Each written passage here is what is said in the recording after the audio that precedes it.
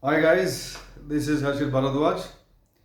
So we've just had a 2022 English literature paper uh, just a couple of days, few days ago, and I have the paper one and paper two question papers. A lot of you have been asking me to do the review. Uh, the when I look at discussing the paper with students, I always think of what should you be getting out of it. How should this video or this review help you in your preparation, to help you understand the paper, to help you understand if there is a trend in the questions that UPSC asks. And I always teach my students to spot those trends and prepare the concepts accordingly. I am back to the old school whiteboard, which I've never done before.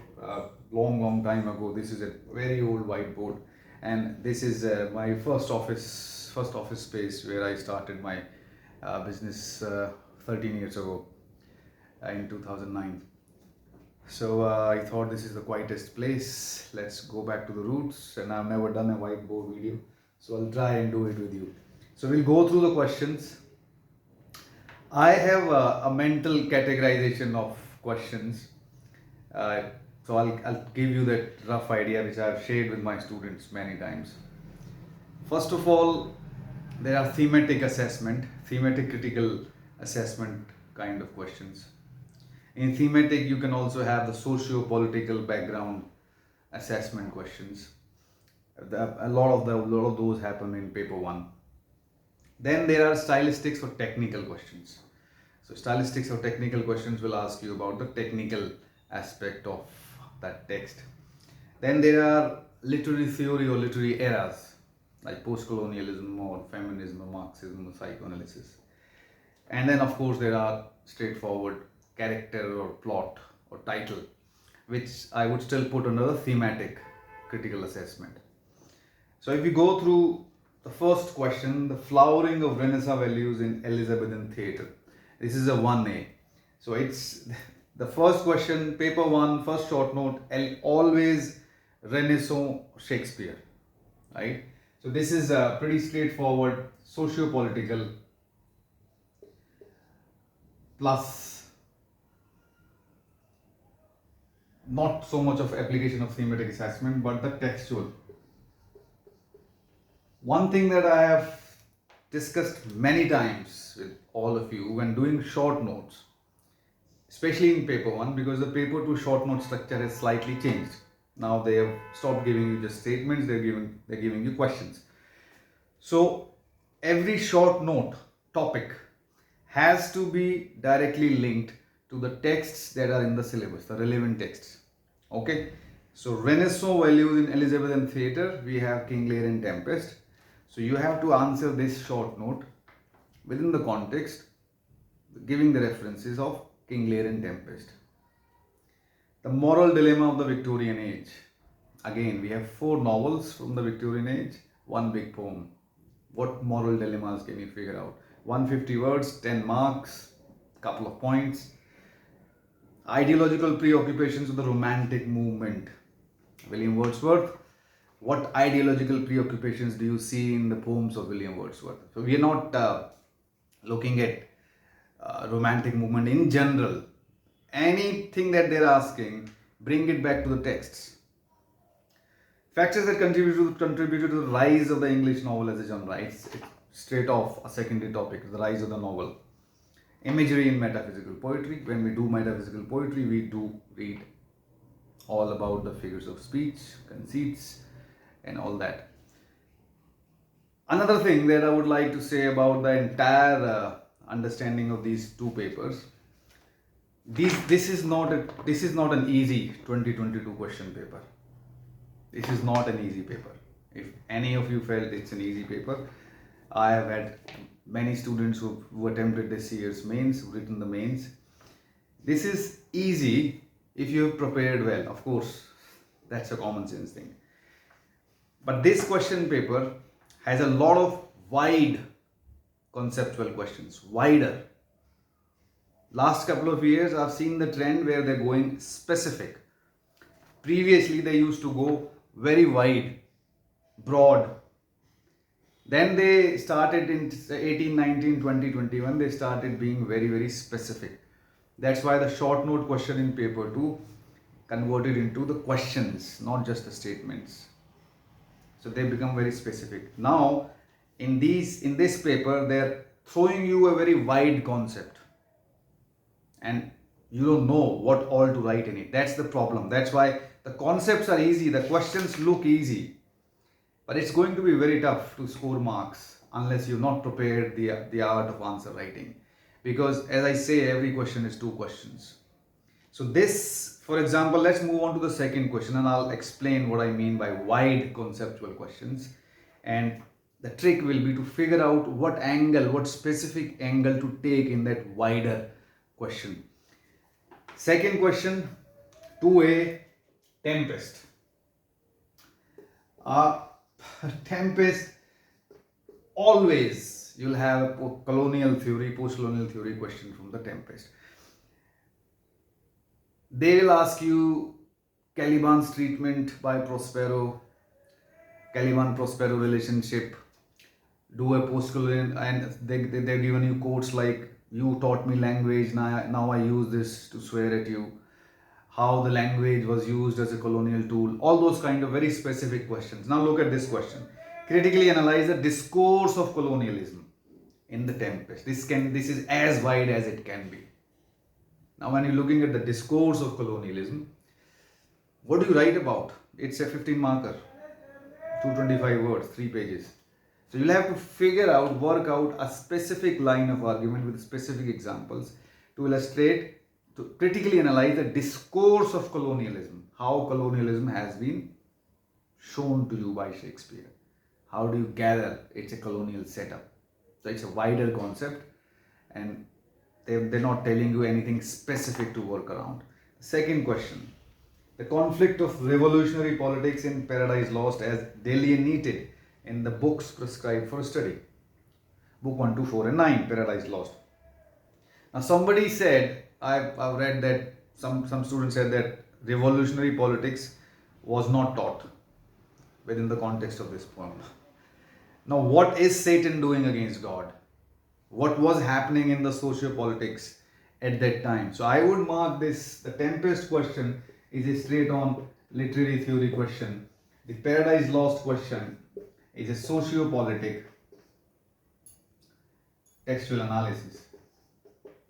So if you don't understand the socio-political background of England at that time when Milton wrote Paradise Lost, you will not be able to put that within the context of the poem. The Satan God revolution, the rebel against God, the whole poem is about that. That's the primary concept. How can you say that this is not taught? This was not taught. The rebel of Satan against God, that's the whole poem is about. But when they are using the phrase revolutionary politics delineated, they want you to go inside out. Like I always tell you, the socio-political questions, there are 2 approaches, outside in or inside out. So from within the text, they want you to comment the external, the outside socio-political situation within which this poem was written, right? Elucidate on the use of irony, epigram, anticlimax, parody, illusion. The Rape of the Lock, they always, most of the time, a lot of the time, there are 2 questions from the Rape of the Lock. There is definitely one question on the stylistics. So when I told you that there are things, their categorization that I work on, if you can see this, can you see this? I don't know whether you can see it, I don't know, the light is too hard. So first is thematic assessment, then the socio-politics, and the stylistics, and a literary theory or eras. Everything comes under these 4 topics. So this is a stylistics question. Some people call it a technical question. Some people call it questions about the technical aspects of the text. So this is a stylistics question. As you can see in paper 1, the second question has 1 stylistics question, which is 2C. The third question has the B question, the Hamartia question in Tragedy of King Lear is stylistics question. Then in 4A we have a literary theory assessment, gendered critique of the Doll's House, feminist critique. That's a stylistics question, literary theory questions, not stylistics. And rest of the questions are all critical thematic assessment. So move on to the third question. John Donne reinvented love by rescuing it from its social and feudal moorings to place it in the realms of the private and modern. It's a re-asking of what you've been talking about, how John Donne treats love, religion versus sensuality, themes of John Donne's poetry, the general themes of metaphysical poetry. It's just retelling, re-asking of that same concept. What is the role of Hamartia in the tragedy of King Lear? This sounds like a very old question. And students who've done BA and MA with Shakespeare, they understand the term like catharsis and Hamartia. They understand it. So it is a technical question. It might surprise a lot of non-literature students, but it's as straightforward as it can be. Wordsworth constitutes a sublimity out of his own overbearing subjectivity. Discuss with reference to the poem prescribed for study. What do you read when you read William Wordsworth? The subjective expression, the subjectivity in the objective world. That's what the romantic poetry was all about. So as I said, they're asking you very wider. So this is as wide as it can be about the romantics, the romantic poems, William Wordsworth's poems to be specific in this syllabus. So they're basically asking you, how do you understand how Wordsworth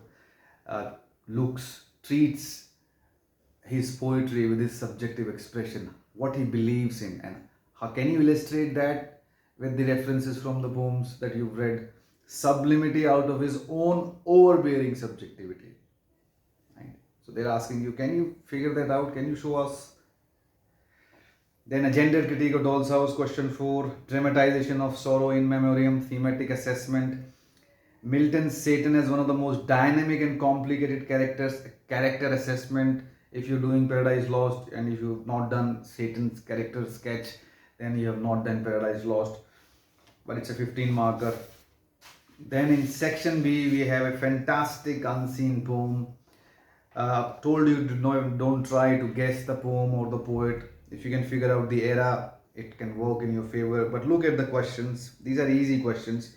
And over past few years, I've seen that they have gone into a lot of stylistics questions. Like the first one, recurrent motifs and persistent images. This unseen passage question is a test of how well have you prepared your poetry syllabus. Can you spot different figures of speech? Do you know what a motif is, recurrent motif is? Do you know what hyperbole is, synecdoche is, metaphor is? Can you spot different images? Can you see how the poet or the author uses those images towards what? Can you figure out symbolism? Can you interpret symbolism within the context of the poem? If you have done that with all the poems in the syllabus, you can do this. So this is a test of what you've done outside of this question. You cannot prepare for this question. This is a reflection of how well you've done your poetry syllabus. So the first question, recurrent motifs and persistent images. Second one, about the paradox of transience and eternity. Fourth one, the river signify, symbolism of the river. Fifth one, poetic diction and style. So 4 technical stylistics questions and only 1 thematic question, function of art foregrounded by the poem. Right? Now the prose section has a lot of what I call socio-political commentary, which paper 1 prose, that's what they do. Exposition of the character of Tom Jones. What do you understand by the word exposition? You unravel the layers of that character. Don't tell us that is a standard information. Do a critical assessment of his character. Unravel some points. Anyone who's done Tom Jones, they do this character sketch. Philosophical and political background of Gulliver's Travels. Isn't it a socio-political question? SP.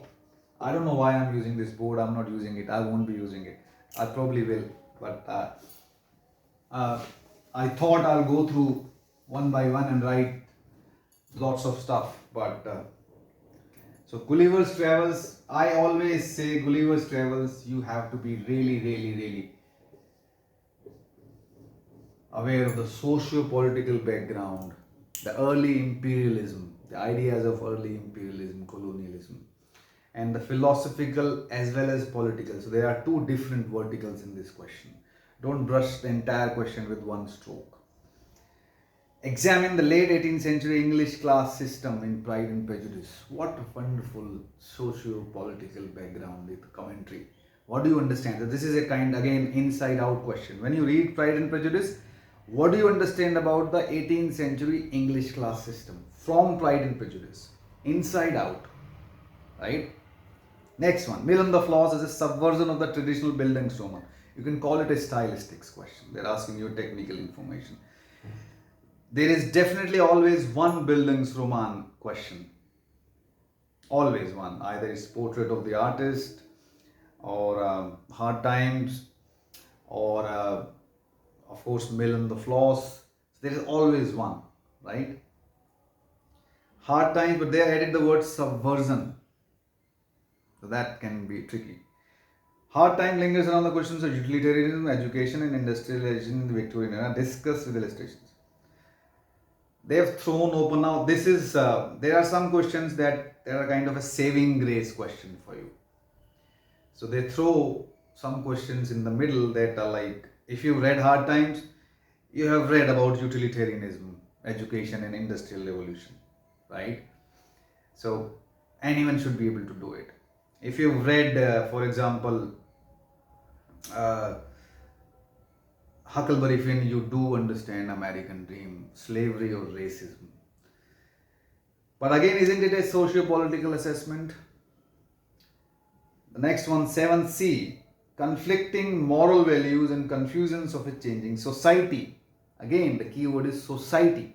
When you read tests, how do you assess the contemporary society in terms of conflicting moral values and confusions of a changing society? This is a brilliant question, and it is, I think it's a little tricky, but if you've done it, whosoever's done it, going to get a lot of marks. Huckleberry Finn, American Dream. Again, inside out, you read the Huckleberry Finn, what do you understand about the American Dream and its paradoxes? Pride and Prejudice satirizes women's education, employment, and marital status. Again, it's a saving grace question like the Hard Times. So when you read Pride and Prejudice, women's education, employment, and marital status, that's what you understand that.